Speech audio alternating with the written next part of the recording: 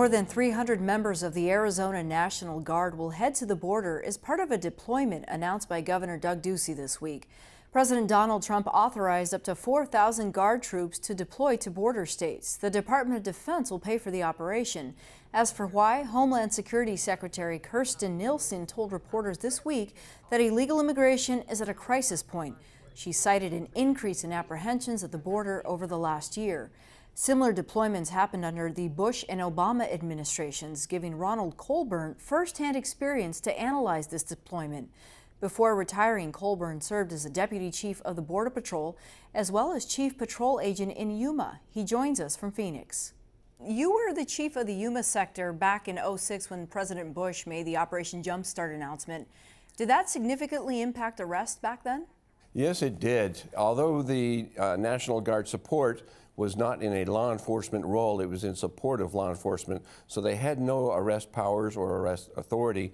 But just having 900 National Guardsmen there supporting us administratively in our maintenance shops, performing what the military would call LPOPs, listening posts, observation posts, basically lookouts, where the smugglers could look across the Colorado River. Sometimes even here in Arizona, we forget part of our border is a river boundary. And they could see the National Guard watching them as they were watching the National Guard. So it had such a deterrence that by 2008, we had reduced cross-border crime by over 90%. Today in Arizona, we have more than 4,000 Border Patrol agents along the U.S.-Mexico border in both Tucson and Yuma sectors combined. Will a few hundred more troops make a difference? Absolutely. Right now, because of the challenges administratively with the intake, processing, and maintenance of persons that have been arrested or turned themselves in asking for refugee or asylum status, it can take hours to days for the processing. So 5 years ago, I don't think the Border Patrol would have imagined themselves changing diapers and mixing formulas for children, and yet they find themselves now not patrolling the border, but working intensively in processing centers. You know, we often hear that from people who live directly on the border, that the border would be more secure were agents actually on the front line. You're saying they're having to be pulled away for other duties in the agency?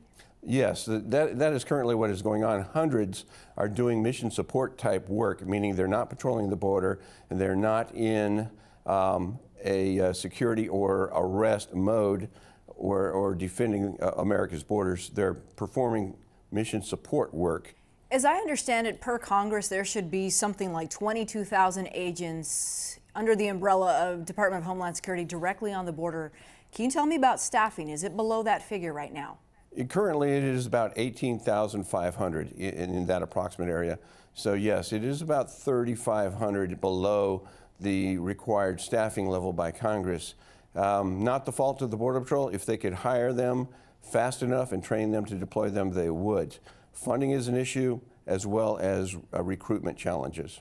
Why is it so hard to recruit and retain agents to work for the Border Patrol? Well, you may recall back in 2006, during Operation Jump Start, it was part of a hiring initiative in which the Border Patrol was mandated to hire 5,000 personnel. To get 5,000, we had to have sign on the dotted line intent by about 160,000 interested applicants. So fast forward to today, it's that difficult, if not more so. I would estimate they will have to make contact and get positive response back from about 200,000 people, about half of whom won't follow through. And then about half of those will not pass the initial tests and background investigations. So you can see by halves, by the time they get to the academy, you may put through 6,000 or 8,000 to get your 5,000 graduates. Is this just a temporary fix? I mean, eventually these guys will have to go home. Since the 1980s, there has been at least what I would call a static presence of National Guard. They've been to that rodeo. They know how to plan for it, how to deploy the personnel. They will be useful. Every body that is sent to the border and put to work, whether they're turning a wrench in a bay, repairing government patrol vehicles, or they're actually a lookout along the border or working in the communication center, they're going to be useful, and that will, as President Bush once put it, it's badges back to the border, meaning that for each National Guard person, theoretically, that comes on the line at the border, a badged, uniformed Border Patrol agent with the authority of arrest can go back out into the field and patrol the border.